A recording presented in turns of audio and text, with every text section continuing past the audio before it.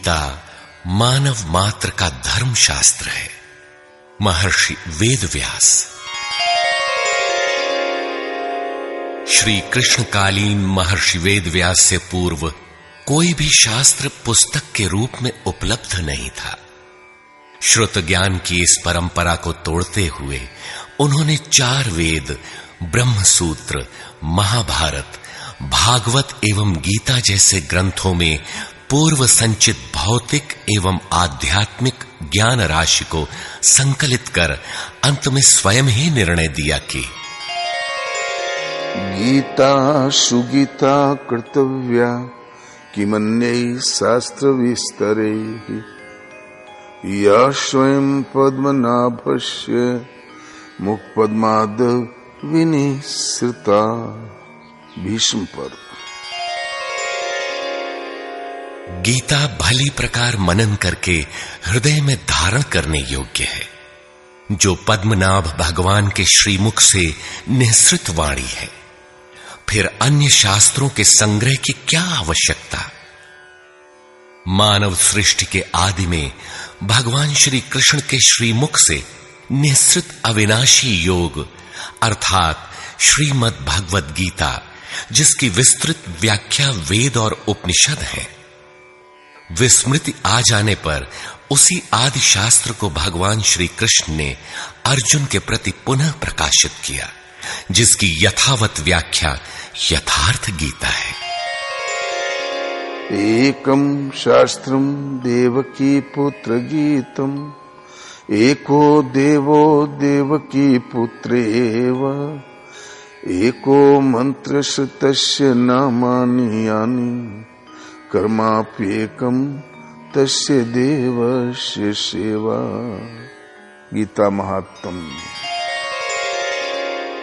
अर्थात एक ही शास्त्र है जो देवकी पुत्र भगवान ने श्रीमुख से गायन किया। गीता एक ही प्राप्त करने योग्य देव है। उस गायन में जो सत्य बताया, आत्मा सिवाय आत्मा के कुछ भी शाश्वत नहीं है। उस गायन में उन महायोगेश्वर ने क्या जपने के लिए कहा। ओम अर्जुन, ओम अक्षय परमात्मा का नाम है, उसका जप कर और ध्यान मेरा धर। एक ही कर्म है। गीता में वर्णित परम देव एक परमात्मा की सेवा। उन्हें श्रद्धा से अपने हृदय में धारण करें। अस्तु, आरंभ से ही गीता आपका शास्त्र रहा है। भगवान श्री कृष्ण के हजारों वर्ष पश्चात परवर्ती जिन महापुरुषों ने एक ईश्वर को सत्य बताया, गीता के ही पथ पर चलने वाले पथिक हैं, गीता के ही संदेशवाहक हैं। ईश्वर से ही लौकिक एवं पारलौकिक सुखों की कामना, ईश्वर से डरना, अन्य किसी को ईश्वर न मानना, यहां तक तो सभी महापुरुषों ने बताया। किंतु ईश्वरीय साधना, ईश्वर तक की दूरी तय करना, ये केवल गीता में ही सांगोपांग क्रमबद्ध सुरक्षित है। गीता से सुख शांति तो मिलती ही है, ये अक्षय अनामय पद भी देती है।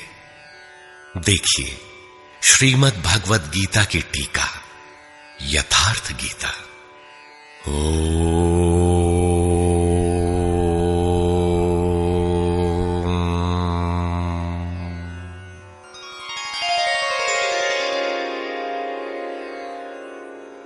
धर्म सिद्धांत 1। सभी प्रभु के पुत्र। ममैवांशो जीवलोके जीवभूतः सनातनः मनः षष्ठानीन्द्रियाणि प्रकृतिस्थानि कर्षति। सभी मानव ईश्वर की संतान है, मेरे विशुद्ध अंश हैं। मानव तन की सार्थकता। किम पुनर्ब्राह्मणा पुण्या भक्ता राजर्षयस्तथा अनित्यमसुखं लोकम् इमं प्राप्य भजस्व माम्। सुख रहित क्षण भंगुर किंतु दुर्लभ मानव तन को पाकर मेरा भजन कर, अर्थात भजन का अधिकार मनुष्य शरीरधारी को है।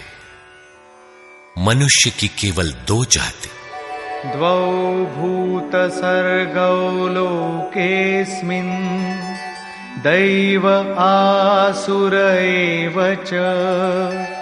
दैवो विस्तरशः प्रोक्त आसुरं पार्थ मे शृणु। मनुष्य केवल दो प्रकार के हैं, देवता और असुर। जिसके हृदय में दैवी संपत्ति कार्य करती है वो देवता है, तथा जिसके हृदय में आसुरी संपत्ति कार्य करती है वो असुर है। तीसरी कोई अन्य जाति सृष्टि में नहीं है। हर कामना ईश्वर से सुलभ। त्रैविद्या मां सोमपाः पूतपापाः यज्ञैरिष्ट्वा स्वर्गतिं प्रार्थयन्ते। ते पुण्यमासाद्य सुरेन्द्रलोकम् अश्नन्ति दिव्यान् दिवि देवभोगान्। मुझे भजकर लोग स्वर्ग तक की कामना करते हैं, मैं उन्हें देता हूं। अर्थात सब कुछ एक परमात्मा से सुलभ है। भगवान की शरण से पापों का नाश। अपि चेदसि पापेभ्यः सर्वेभ्यः पापकृत्तमः सर्वं ज्ञानप्लवेनैव वृजिनं सन्तरिष्यसि। संपूर्ण पापियों से अधिक पाप करने वाला भी ज्ञान रूपी नौका द्वारा निस्संदेह पार हो जाएगा। ज्ञान अध्यात्मज्ञान नित्यत्वम् तत्त्वज्ञानार्थदर्शनम् एतज्ज्ञानमिति प्रोक्तम् अज्ञानं यदतोऽन्यथा। आत्मा के आधिपत्य में आचरण, तत्व के अर्थ रूप मुझ परमात्मा का प्रत्यक्ष दर्शन ज्ञान है, और इसके अतिरिक्त जो कुछ भी है अज्ञान है। अतः ईश्वर की प्रत्यक्ष जानकारी ही ज्ञान है। भजन का अधिकार सबको। अपि चेत् सुदुराचारो भजते मामनन्यभाक् साधुरेव समन्तव्यः सम्यग्व्यवसितो हि सः। क्षिप्रं भवति धर्मात्मा शश्वच्छान्तिं निगच्छति कौन्तेय प्रतिजानीहि न मे भक्तः प्रणश्यति। अत्यंत दुराचारी भी मेरा भजन करके शीघ्र ही धर्मात्मा हो जाता है एवं सदा रहने वाली शाश्वत शांति को प्राप्त कर लेता है। अतः धर्मात्मा वो है जो एक परमात्मा के प्रति समर्पित है, और भजन करने का अधिकार दुराचारी तक को है। भगवत पथ में बीज का नाश नहीं। नेहाभिक्रमनाशोऽस्ति प्रत्यवायो न विद्यते स्वल्पमप्यस्य धर्मस्य त्रायते महतो भयात्। धर्म अर्थात आत्मदर्शन की क्रिया का स्वल्प आचरण भी जन्म मरण के महान भय से उद्धार करने वाला होता है। धर्म अपरिवर्तनशील है। ईश्वर का निवास। ईश्वरः सर्वभूतानां हृद्देशेऽर्जुन तिष्ठति भ्रामयन् सर्वभूतानि यन्त्रारूढानि मायया। ईश्वर सभी भूत प्राणियों के हृदय में रहता है, तो शरण किसकी जाएं? तमेव शरणं गच्छ सर्वभावेन भारत तत्प्रसादात् परां शान्तिं स्थानं प्राप्स्यसि शाश्वतम्। संपूर्ण भाव से उस हृदयस्थ एक परमात्मा की शरण में जाओ, जिसकी कृपा से तू परम शांति शाश्वत परम धाम को प्राप्त होगा। यज्ञ। सर्वाणि इन्द्रियकर्माणि प्राणकर्माणि चापरे आत्मसंयमयोगाग्नौ जुह्वति ज्ञानदीपिते। संपूर्ण इंद्रियों के व्यापार को, मन की चेष्टाओं को ज्ञान से प्रकाशित हुई आत्मा में संयम रूपी योगाग्नि में हवन करते हैं।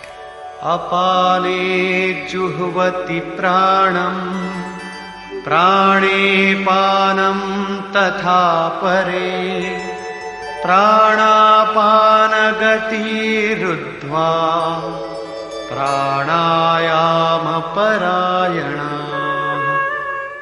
बहुत से योगी श्वास को प्रश्वास में हवन करते हैं और बहुत से प्रश्वास को श्वास में। इससे उन्नत अवस्था होने पर अन्य श्वास प्रश्वास की गति रोककर प्राणायाम परायण हो जाते हैं। इस प्रकार योग साधना की विधि विशेष का नाम यज्ञ है। उस यज्ञ को कार्य रूप देना कर्म है। कर्म। एवं बहुविधा यज्ञा वितता ब्रह्मणो मुखे कर्मजान् विद्धितान् सर्वान् एवं ज्ञात्वा विमोक्ष्यसे।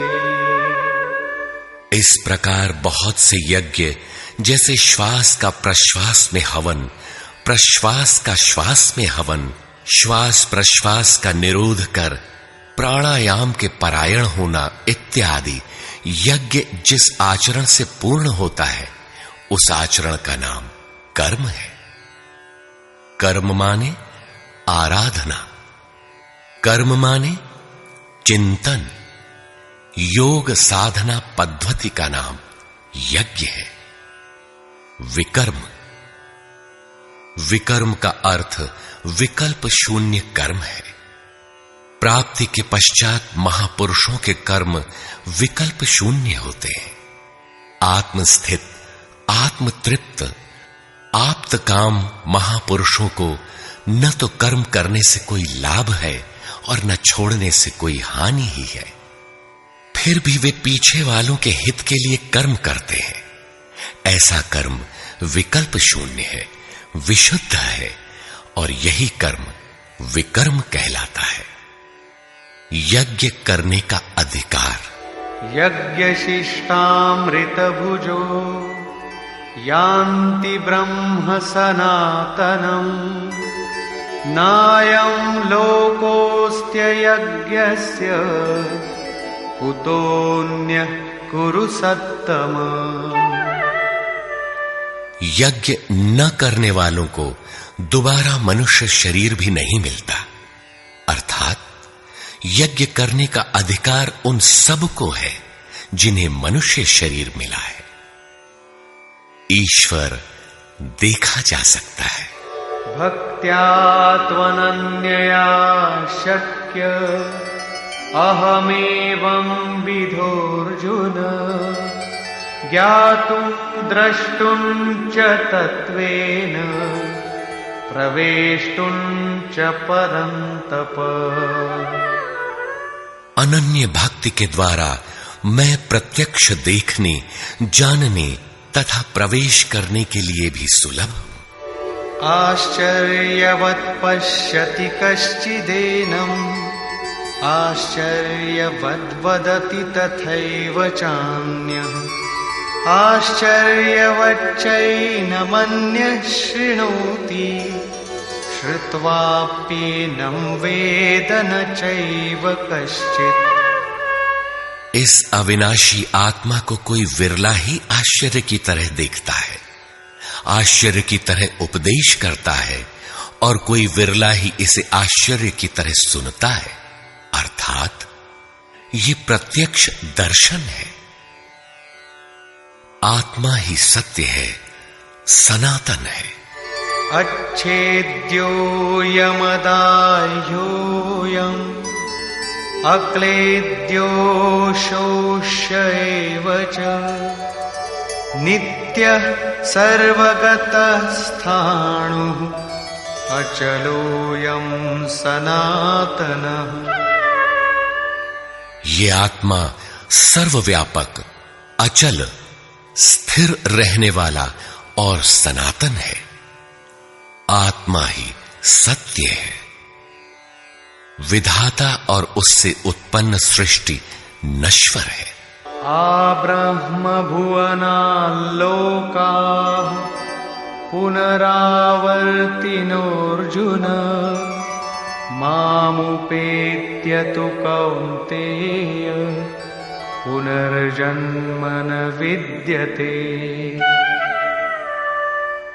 ब्रह्मा और उससे निर्मित सृष्टि, देवता और दानव दुखों की खानी, क्षणभंगुर और नश्वर है, किंतु मेरा भक्त कभी नष्ट नहीं होता। भजन एक परमात्मा का करना चाहिए। देव पूजा।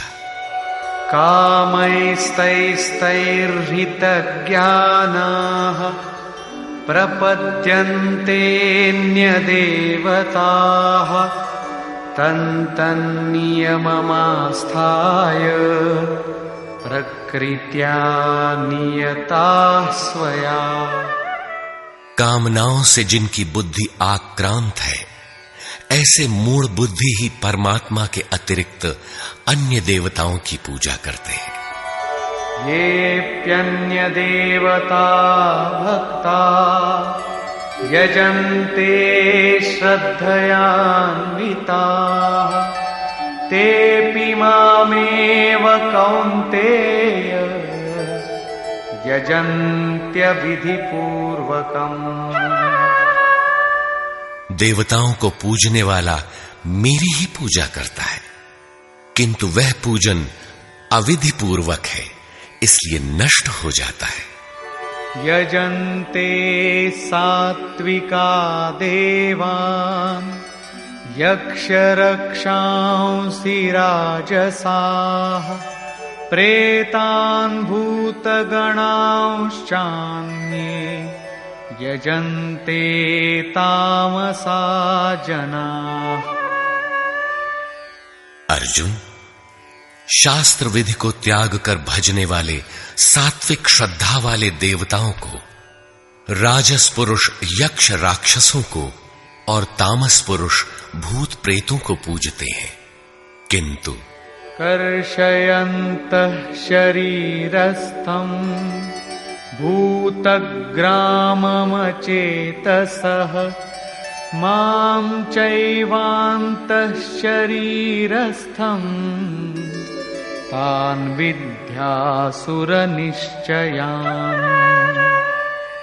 वे शरीर रूप से स्थित भूत समुदाय और अंतर्यामी रूप में स्थित मुझ परमात्मा को कृश करने वाले हैं। उनको तू असुर जान, अर्थात देवताओं को पूजने वाले भी आसुरी वृत्ति के अंतर्गत हैं। अधम। तानहं द्विषतः क्रूरान् संसारेषु नराधमान् क्षिपाम्यजस्रमशुभान् आसुरीष्वेव योनिषु। जो यज्ञ की नियत विधि छोड़ कल्पित विधियों से यजन करते हैं, वे ही क्रूर कर्मी, पापाचारी तथा मनुष्यों में अधम है। अन्य कोई अधम नहीं है। नियत विधि क्या है? ओमित्येकाक्षरं ब्रह्म व्याहरन् मामनुस्मरन् यः प्रयाति त्यजन् देहं स याति परमां गतिम्। ओम जो अक्षय ब्रह्म का परिचायक है, उसका जप तथा मुझ एक परमात्मा का स्मरण, तत्वदर्शी महापुरुष के संरक्षण में ध्यान। शास्त्र इति गुह्यतमं शास्त्रम् इदमुक्तं मया नघ एतद्बुद्ध्वा बुद्धिमान् स्यात् कृतकृत्यश्च भारत। इस प्रकार यह अति गोपनीय शास्त्र मेरे द्वारा कहा गया। इसे तत्व से जानकर मनुष्य पूर्ण ज्ञाता तथा कृतार्थ हो जाता है। अतः योगेश्वर श्री कृष्ण की यह वाणी स्वयं में पूर्ण शास्त्र है। तस्माच्छास्त्रं प्रमाणन्ते कार्याकार्यव्यवस्थितौ ज्ञात्वा शास्त्रविधानोक्तं कर्म कर्तुमिहार्हसि। कर्तव्य और अकर्तव्य के निर्धारण में शास्त्र ही प्रमाण है। अतः गीता में निर्धारित विधि से आचरण करें। धर्म सर्वधर्मान् परित्यज्य मामेकं शरणं व्रज अहं त्वा सर्वपापेभ्यो मोक्षयिष्यामि मा शुचः। धार्मिक उथल पुथल को छोड़ एकमात्र मेरी शरण हो जा, अर्थात एक भगवान के प्रति पूर्ण समर्पण ही धर्म का मूल है। उस प्रभु को पाने की नियत विधि का आचरण ही धर्माचरण है, और जो उसे करता है वो अत्यंत पापी भी शीघ्र धर्मात्मा हो जाता है। धर्म प्राप्त कहां से करें? ब्रह्मणो हि प्रतिष्ठाहम् अमृतस्याव्ययस्य च शाश्वतस्य च धर्मस्य सुखस्यैकान्तिकस्य च। उस अविनाशी ब्रह्म का, अमृत का, शाश्वत धर्म का और अखंड एक रस आनंद का मैं ही आश्रय हूं, अर्थात परमात्म स्थित सद्गुरु ही इन सब का आश्रय है।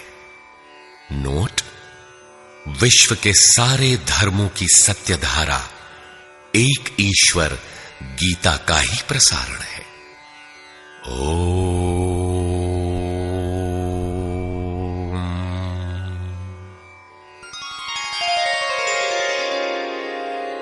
प्राक कथन।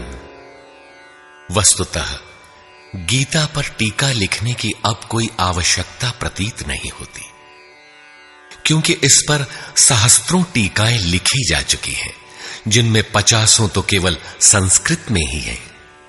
गीता को लेकर 50 मत हैं, जबकि सबकी आधारशिला एकमात्र गीता है। योगेश्वर श्री कृष्ण ने तो कोई एक बात कही होगी, फिर यह मतभेद क्यों? वस्तुतः वक्ता एक ही बात कहता है, किंतु श्रोता यदि 10 बैठे हों तो 10 प्रकार के आशय ग्रहण करते हैं। व्यक्ति की बुद्धि पर तामसी, राजसी अथवा सात्विक गुणों का जितना प्रभाव है, उसी स्तर से उस वार्ता को पकड़ पाता है। इससे आगे वो समझ नहीं पाता।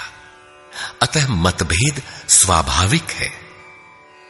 विभिन्न मतवादों से और कभी-कभी एक ही सिद्धांत को अलग-अलग काल और भाषाओं में व्यक्त करने से साधारण मनुष्य संशय में पड़ जाता है।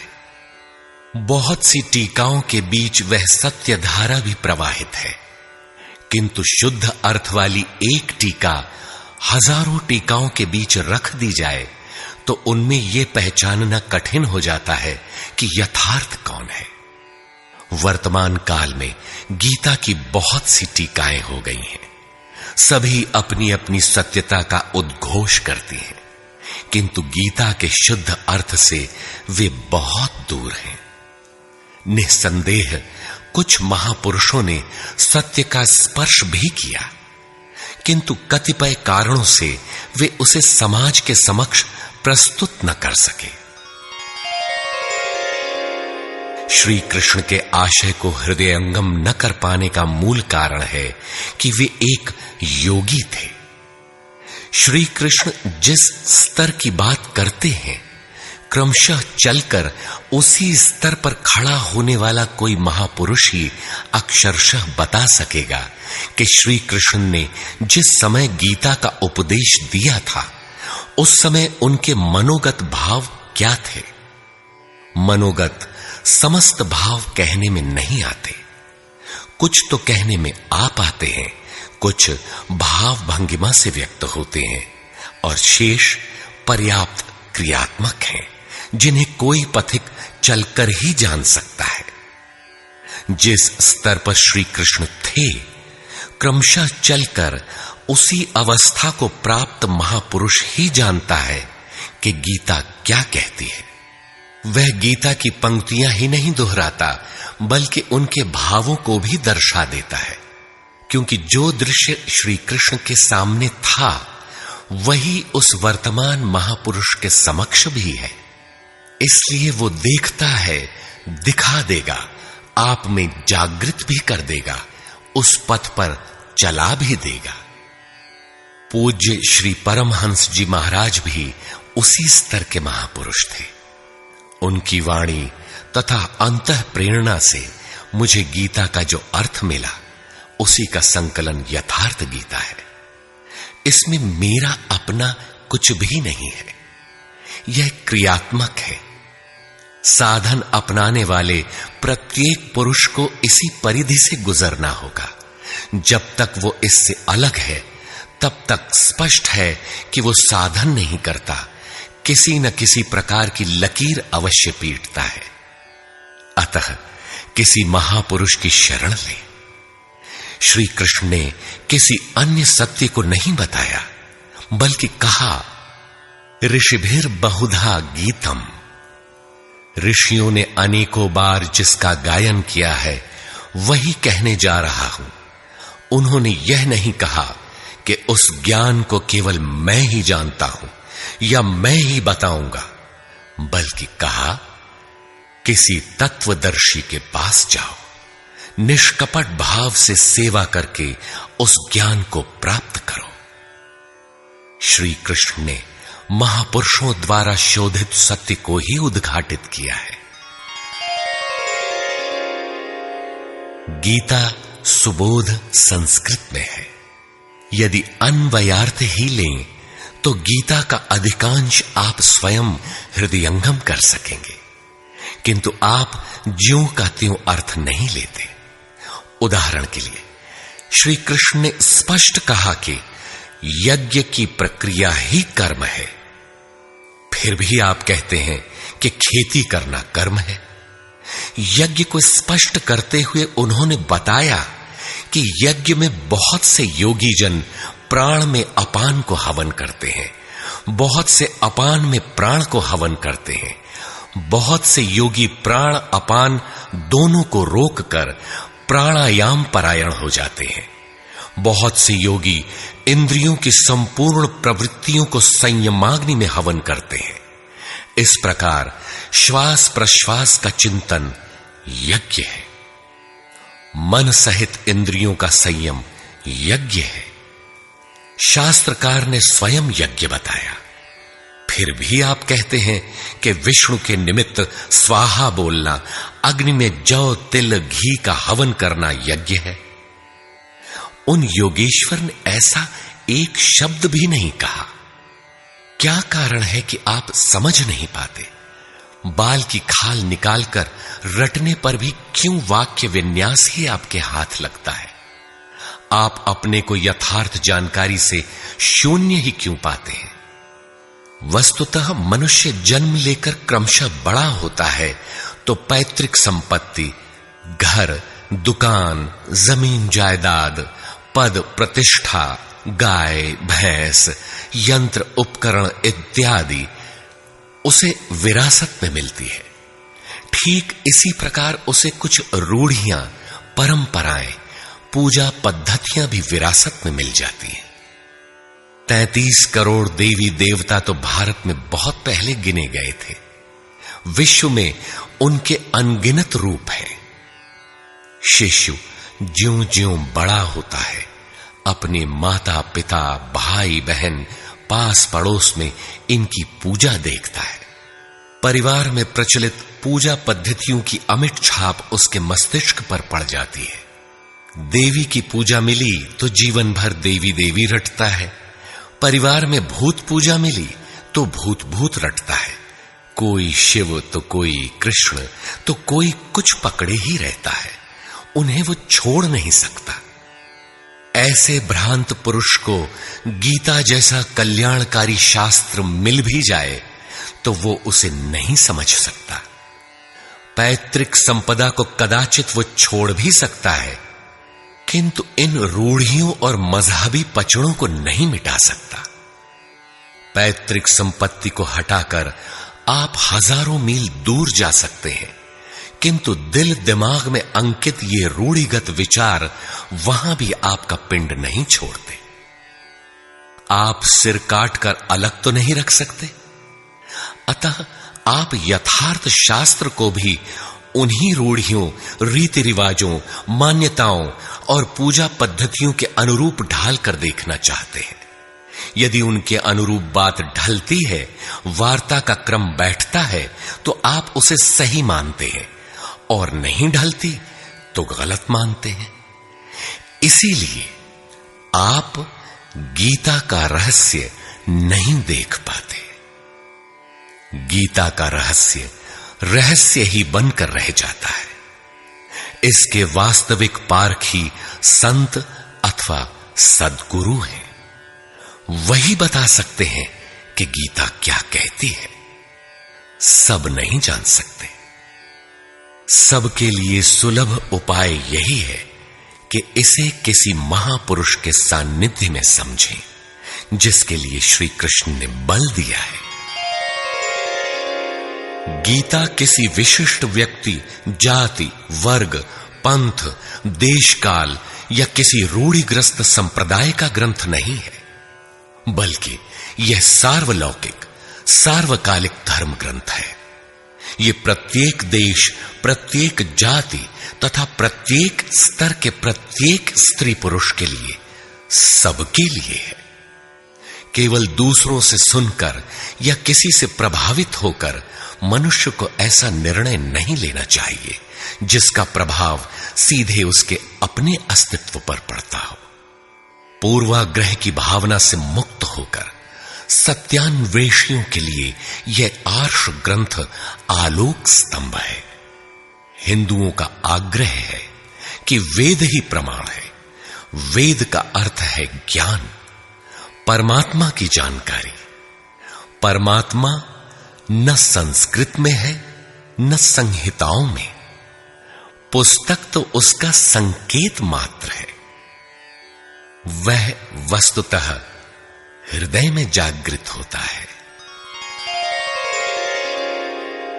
विश्वामित्र चिंतन कर रहे थे। उनकी भक्ति देखकर ब्रह्मा आए। बोले, आज से तुम ऋषि हो। विश्वामित्र को संतोष नहीं हुआ। चिंतन में लगे रहे। कुछ काल पश्चात देवताओं सहित ब्रह्मा पुनः आए और बोले, आज से तुम राजर्षि हो। किंतु विश्वामित्र का समाधान ना हुआ। वे अनवरत चिंतन में लगे रहे। ब्रह्मा दैवी संपदाओं के साथ पुनः आए और बताया कि आज से तुम महर्षि हुए। विश्वामित्र ने कहा, नहीं, मुझे जितेंद्रिय ब्रह्मर्षि कहें। ब्रह्मा ने कहा, अभी तुम जितेंद्रिय नहीं हो। विश्वामित्र पुनः तपस्या में लग गए। उनके मस्तिष्क से तपस्या की आभा निकलने लगी। तब देवताओं ने ब्रह्मा से निवेदन किया। ब्रह्मा उसी प्रकार विश्वामित्र से बोले, अब तुम ब्रह्मर्षि हो। विश्वामित्र ने कहा, यदि मैं ब्रह्मर्षि हूं तो वेद हमारा वरण करे। वेद विश्वामित्र के हृदय में उतर आया। जो तत्व विदित नहीं था, विदित हो गया। यही वेद है, न कि पोथी। जहां विश्वामित्र रहते थे, वहां वेद रहता था। यही श्री कृष्ण भी कहते हैं कि संसार अविनाशी पीपल का वृक्ष है। ऊपर परमात्मा जिसका मूल और नीचे प्रकृति पर्यंत शाखाएं हैं। जो इस प्रकृति का अंत करके परमात्मा को विदित कर लेता है, वह वेदवित है। अर्जुन, मैं भी वेदवित हूं। अतः प्रकृति के प्रसार और अंत के साथ परमात्मा की अनुभूति का नाम वेद है। यह अनुभूति ईश्वर प्रदत्त है। इसलिए वेद को अपौरुषेय कहा जाता है।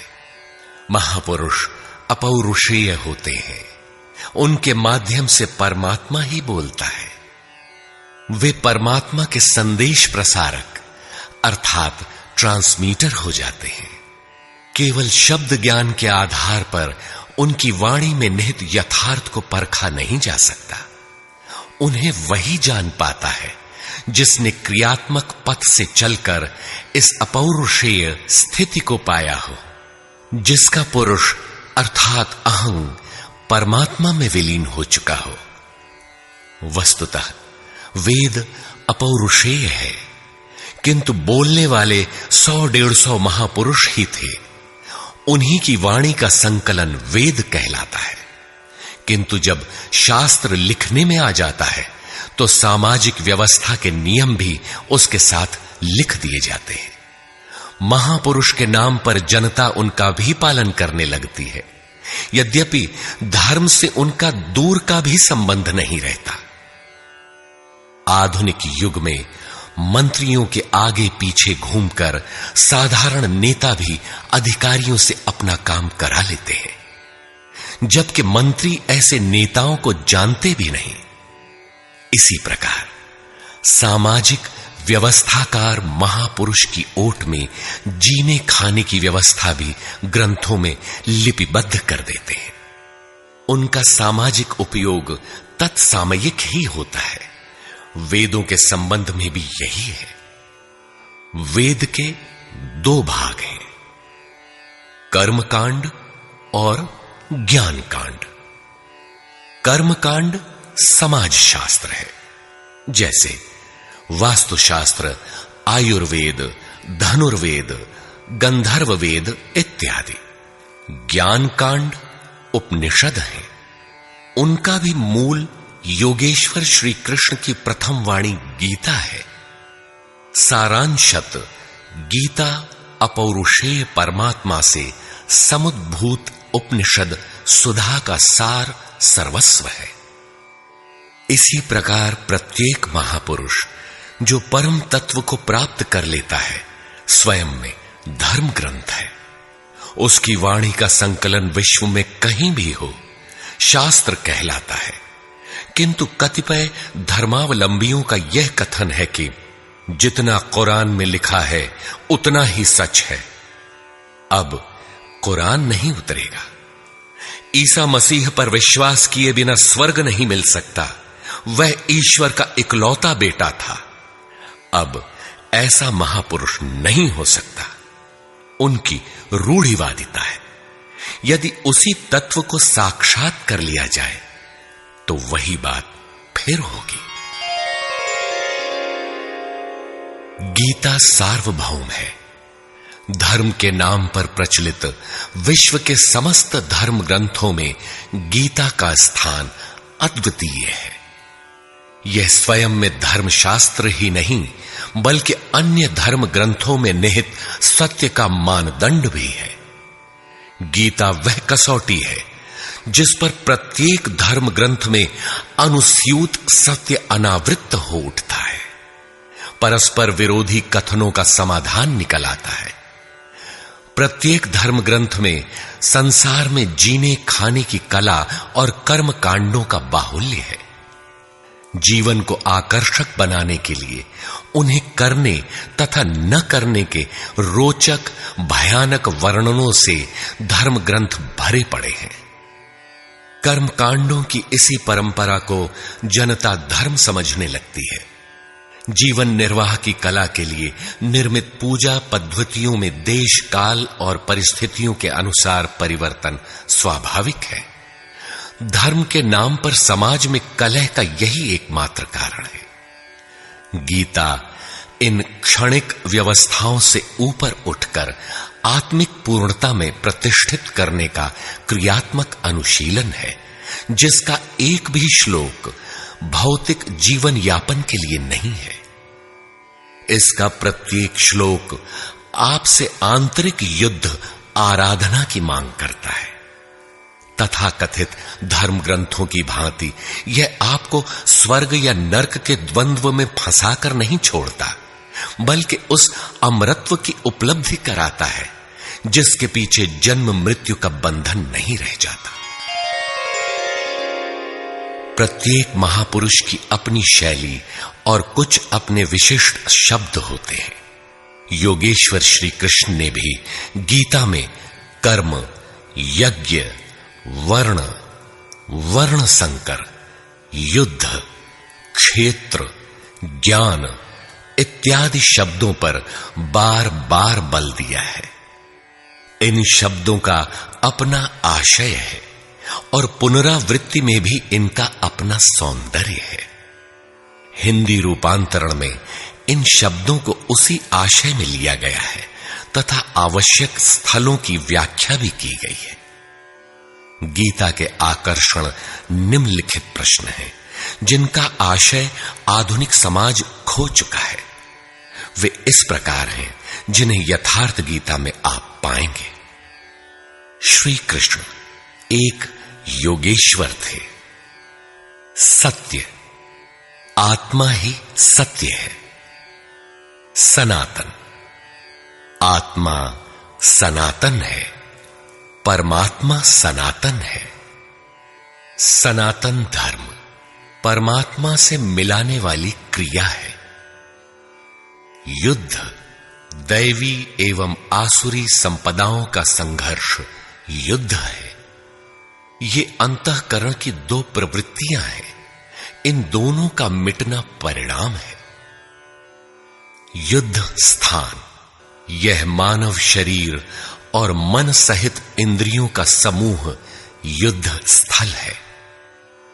ज्ञान, परमात्मा की प्रत्यक्ष जानकारी ज्ञान है। योग, संसार के संयोग वियोग से रहित अव्यक्त ब्रह्म के मिलन का नाम योग है। ज्ञान योग, आराधना ही कर्म है। अपने पर निर्भर होकर कर्म में प्रवृत्त होना ज्ञान योग है। निष्काम कर्म योग, इष्ट पर निर्भर होकर समर्पण के साथ कर्म में प्रवृत्त होना निष्काम कर्म योग है। श्री कृष्ण ने किस सत्य को बताया? श्री कृष्ण ने उसी सत्य को बताया जिसको तत्वदर्शियों ने पहले देख लिया था और आगे भी देखेंगे। यज्ञ साधना की विधि विशेष का नाम यज्ञ है। कर्म यज्ञ को कार्य रूप देना ही कर्म है। वर्ण आराधना की एक ही विधि जिसका नाम कर्म है, जिसको 4 श्रेणियों में बांटा है, वही 4 वर्ण है। ये एक ही साधक का ऊंचा नीचा स्तर है, न कि जाति।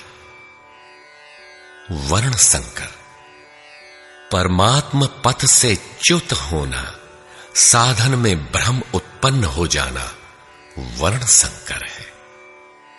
मनुष्य की श्रेणी अंतःकरण के स्वभाव के अनुसार मनुष्य 2 प्रकार का होता है, एक देवताओं जैसा, दूसरा असुरों जैसा। यही मनुष्य की 2 जातियां हैं जो स्वभाव द्वारा निर्धारित हैं, और यह स्वभाव घटता बढ़ता रहता है। देवता हृदय देश में परम देव परमात्मा का देवत्व अर्जित कराने वाले गुणों का समूह है। वाह्य देवताओं की पूजा कामनाओं से जिनकी बुद्धि आक्रांत है, ऐसे अविवेकी और मूढ़ बुद्धि की देन है। वे मेरे ही पुजारी हैं, किंतु अविधि पूर्वक है। अवतार व्यक्ति के हृदय में होता है, बाहर नहीं। विराट दर्शन योगी के हृदय में ईश्वर के द्वारा दी गई अनुभूति है। भगवान साधक में दृष्टि बनकर खड़े हों तभी दिखाई पड़ते हैं। पूजनीय देव इष्ट, एकमात्र परात्पर ब्रह्म ही पूजनीय देव है। उसे खोजने का स्थान हृदय देश है।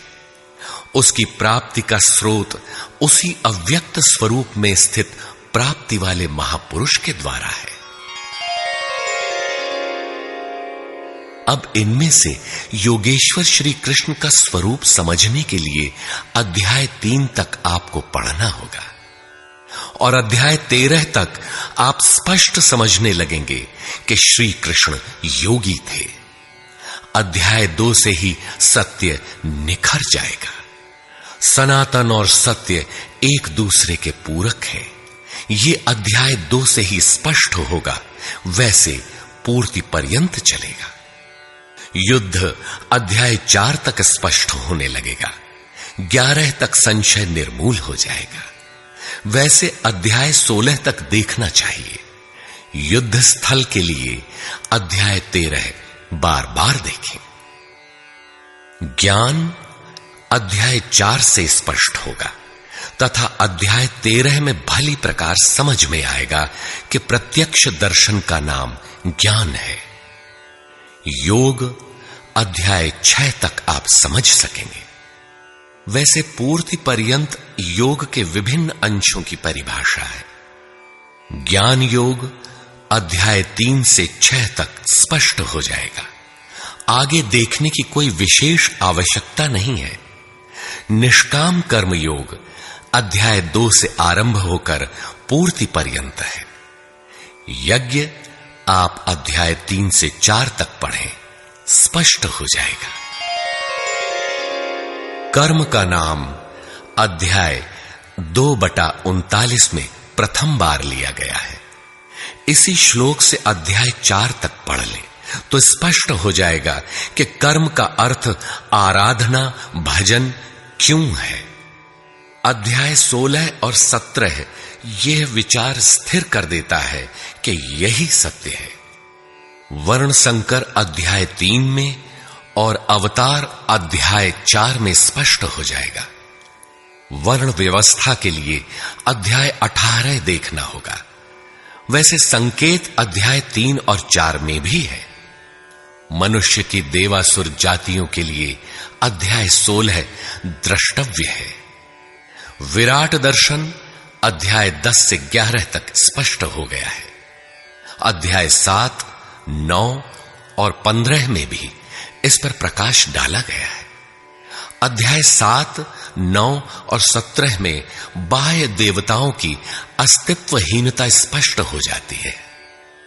परमात्मा के पूजन की स्थली हृदय देश ही है, जिसमें ध्यान, श्वास प्रश्वास के चिंतन इत्यादि की क्रियाएं जो एकांत में बैठकर की जाती हैं। अध्याय 3, 4, 6 और 18 में स्पष्ट है। बहुत सोचने विचारने से क्या प्रयोजन है? यदि अध्याय 6 तक ही अध्ययन कर लें तो भी यथार्थ गीता का मूल आशय आपकी समझ में आ जाएगा। गीता जीविका संग्राम का साधन नहीं, अपितु जीवन संग्राम में शाश्वत विजय का क्रियात्मक प्रशिक्षण है। इसलिए युद्ध ग्रंथ है जो वास्तविक विजय दिलाता है, किंतु गीतोक्त युद्ध तलवार, धनुष, वाण, गदा और फरसे से लड़ा जाने वाला सांसारिक युद्ध नहीं है और न इन युद्धों में शाश्वत विजय निहित है। ये सत प्रवृत्तियों का संघर्ष है, जिनके रूपकात्मक वर्णन की परंपरा रही है। वेद में इंद्र और वृत्र, विद्या और अविद्या, पुराणों में देवासुर संग्राम, महाकाव्यों में राम और रावण, कौरव एवं पांडवों के संघर्ष को ही गीता में धर्म क्षेत्र और कुरुक्षेत्र, दैवी संपद एवं आसुरी संपद, सजातीय एवं विजातीय, सद्गुण एवं दुर्गुणों का संघर्ष कहा गया है। यह संघर्ष जहां होता है वह स्थान कहां है? गीता का धर्म क्षेत्र और कुरुक्षेत्र भारत का कोई भूखंड नहीं, बल्कि स्वयं गीताकार के शब्दों में इदं शरीरम कौन्तेय क्षेत्रमित्यभिधीयते। कौन्तेय, यह शरीर ही एक क्षेत्र है जिसमें बोया हुआ भला और बुरा बीज संस्कार रूप से सदैव उगता है। 10 इंद्रियां, मन, बुद्धि, चित्त, अहंकार, 5 विकार और 3 गुणों का विकार इस क्षेत्र का विस्तार है। प्रकृति से उत्पन्न इन 3 गुणों से विवश होकर मनुष्य को कर्म करना पड़ता है। वह क्षण मात्र भी कर्म किए बिना नहीं रह सकता। पुनरपि जननम पुनरपि मरणम पुनरपि जननी जठरे शयनम। जन्म जन्मांतरों से करते ही तो बीत रहा है, यही कुरुक्षेत्र है। सद्गुरु के माध्यम से साधना के सही दौर में पड़कर साधक जब परम धर्म परमात्मा की ओर अग्रसर होता है, तब यह क्षेत्र धर्म क्षेत्र बन जाता है। यह शरीर ही क्षेत्र है। इसी शरीर के अंतराल में अंतःकरण की 2 प्रवृत्तियां पुरातन हैं, दैवी संपद और आसुरी संपद। दैवी संपद में है पुण्य रूपी पांडु और कर्तव्य रूपी कुंती। पुण्य जागृत होने से पहले मनुष्य जो कुछ भी कर्तव्य समझकर करता है, अपनी समझ से वह कर्तव्य ही करता है, किंतु उससे कर्तव्य होता नहीं, क्योंकि पुण्य के बिना कर्तव्य को समझा ही नहीं जा सकता। कुंती ने पांडु से संबंध होने से पूर्व जो कुछ भी अर्जित किया वह था कर्ण। आजीवन कुंती के पुत्रों से लड़ता रह गया। पांडवों का दुर्धर्ष शत्रु यदि कोई था तो वह था कर्ण। विजातीय कर्म ही कर्ण है, जो बंधनकारी है, जिससे परंपरागत रूढ़ियों का चित्रण होता है। पूजा पद्धतियां पिंड नहीं छोड़ती। पुण्य जागृत होने पर धर्म रूपी युधिष्ठिर, अनुराग रूपी अर्जुन, भाव रूपी भीम, नियम रूपी नकुल, सत्संग रूपी सहदेव, सात्विकता रूपी सात्यकी, काया में सामर्थ्य रूपी काशीराज, कर्तव्य के द्वारा भव पर विजय कुंती भोज इत्यादि इष्टोन्मुखी मानसिक प्रवृत्तियों का उत्कर्ष होता है, जिनकी गणना 7 अक्षौहिणी है। अक्ष दृष्टि को कहते हैं। सत्यमयी दृष्टिकोण से जिसका गठन है वह है दैवी संपद। परम धर्म परमात्मा तक की दूरी तय कराने वाली ये 7 सीढ़ियां, 7 भूमिकाएं हैं, न कि कोई गणना विशेष। वस्तुतः ये प्रवृत्तियां अनंत हैं। दूसरी ओर है कुरुक्षेत्र, जिसमें 10 इंद्रियां और 1 मन 11 अक्षौहिणी सेना है।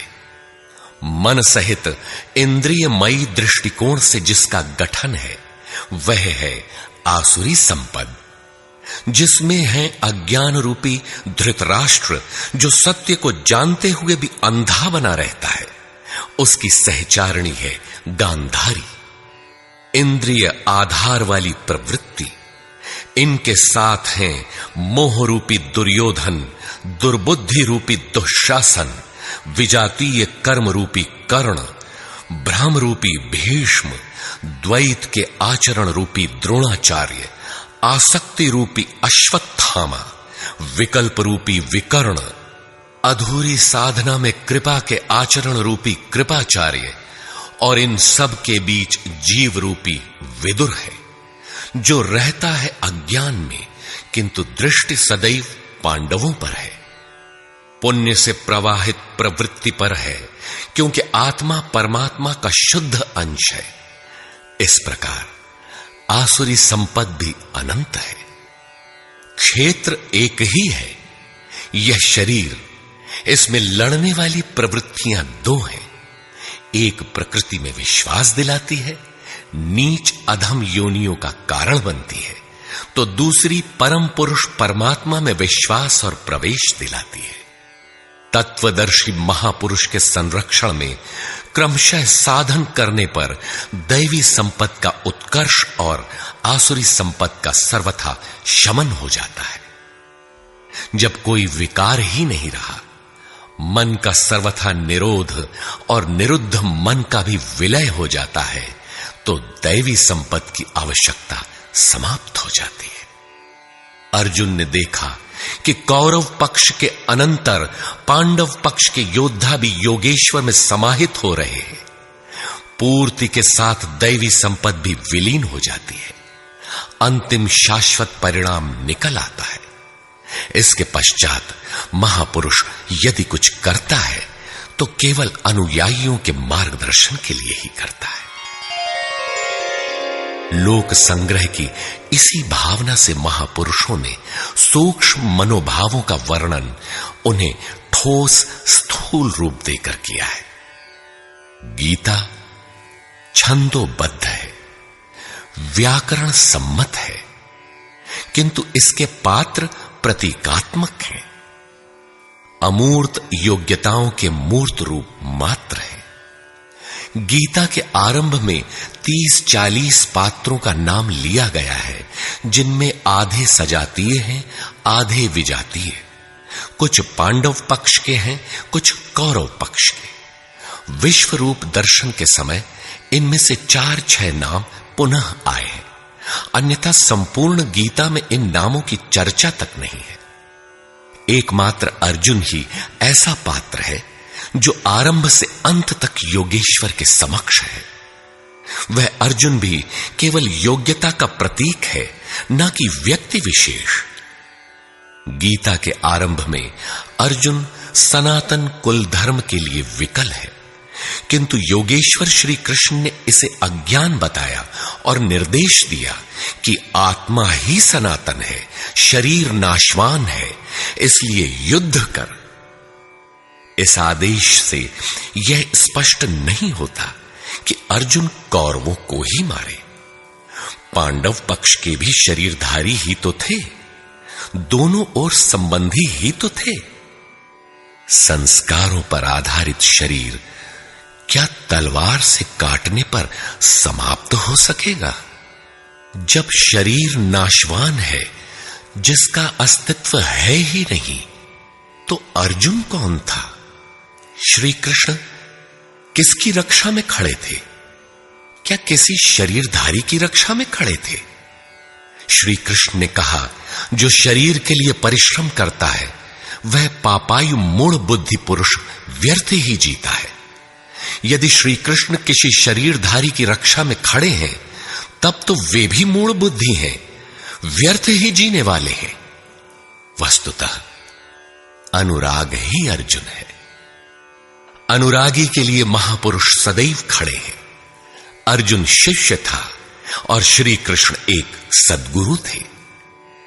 विनयावनत होकर उसने कहा, धर्म के मार्ग में मोहित चित्त मैं आपसे पूछता हूं, जो श्रेय अर्थात परम कल्याणकारी हो वह उपदेश मेरे प्रति कहिए। अर्जुन श्रेय चाहता था, प्रेय अर्थात भौतिक पदार्थ नहीं। केवल कहिए ही नहीं, साधिए, संभालिए। मैं आपका शिष्य हूं, आपकी शरण में हूं। इसी प्रकार गीता में स्थान स्थान पर स्पष्ट है कि अर्जुन आर्त अधिकारी है और योगेश्वर श्री कृष्ण एक सद्गुरु हैं। वे सद्गुरु अनुरागी के साथ सदैव रहते हैं, उनका मार्गदर्शन करते हैं। जब भावुकतावश कोई व्यक्ति पूज्य महाराज जी के पास रहने का आग्रह करने लगता है, तब वे कहा करते थे, जाओ, शरीर से कहीं रहो, मन से मेरे पास आते रहो। प्रातः सायं राम शिव ओम किसी 1, 2, 2.5 अक्षर के नाम का जाप करो और मेरे स्वरूप का हृदय में ध्यान धरो। 1 मिनट भी स्वरूप पकड़ लोगे तो जिसका नाम भजन है वो मैं तुम्हें दूंगा। इससे अधिक पकड़ने लगोगे तो हृदय से रथी बनकर सदैव तुम्हारे साथ रहूंगा। जब सुरत पकड़ में आ जाती है तो इसके बाद महापुरुष इतना ही पास में रहते हैं जितना हाथ, पांव, नाक, कान इत्यादि आपके पास है। आप हजारों किलोमीटर दूर क्यों ना हो, वह सदैव समीप है। मन में विचारों के उठने से भी पहले वे मार्गदर्शन करने लग जाते हैं। अनुरागी के हृदय में वह महापुरुष सदैव आत्मा से अभिन्न होकर जागृत रहते हैं। अर्जुन अनुराग का प्रतीक है। गीता के 11वें अध्याय में योगेश्वर श्री कृष्ण का ऐश्वर्य देखने पर अर्जुन अपनी क्षुद्र त्रुटियों के लिए क्षमा याचना करने लगा। श्री कृष्ण ने क्षमा किया और याचना के अनुरूप सौम्य स्वरूप में आकर कहा, अर्जुन, मेरे स्वरूप को न पहले किसी ने देखा है और न भविष्य में कोई देख सकेगा। तब तो गीता हम लोगों के लिए व्यर्थ है, क्योंकि उस दर्शन की योग्यताएं अर्जुन तक सीमित रह गईं। जबकि उसी समय संजय देख रहा था, पहले भी उन्होंने कहा, बहुत से योगी जन ज्ञान रूपी तप से पवित्र होकर मेरे साक्षात स्वरूप को प्राप्त कर चुके हैं। अंततः वे महापुरुष कहना क्या चाहते हैं? वस्तुतः अनुराग ही अर्जुन है, जो आपके हृदय की भावना विशेष है। अनुराग विहीन पुरुष न कभी पूर्व में देख सका है और न ही अनुराग विहीन पुरुष भविष्य में कभी देख सकेगा। मिले ही न रघुपति बिनु अनुरागा, किए जोग तब ज्ञान बिरागा। अतः अर्जुन एक प्रतीक है। यदि प्रतीक नहीं है तो गीता का पीछा छोड़ दें। गीता आपके लिए नहीं है, क्योंकि उस दर्शन की योग्यता अर्जुन तक ही सीमित रह गई। अध्याय के अंत में योगेश्वर निर्णय देते हैं, अर्जुन, अनन्य भक्ति और श्रद्धा द्वारा मैं इस प्रकार प्रत्यक्ष देखने के लिए, अर्थात जैसा तूने देखा, तत्व से स्पष्ट जानने के लिए और प्रवेश करने के लिए भी सुलभ हूं। अनन्य भक्ति अनुराग का ही दूसरा रूप है और यही अर्जुन का स्वरूप भी है।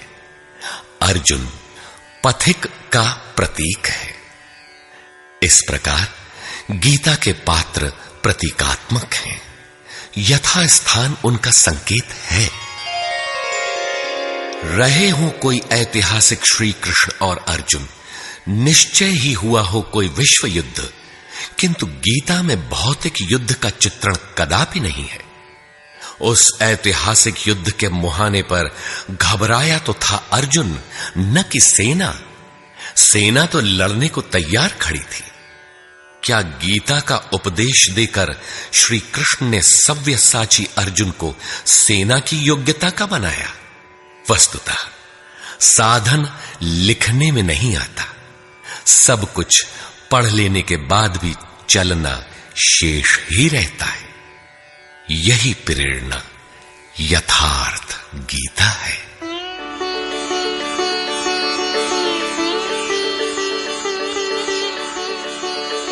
सद्गुरु कृपाश्रयी जगत बंधु स्वामी अड़गड़ानंद जी। श्री गुरु पूर्णिमा 24 जुलाई 1983 ईस्वी।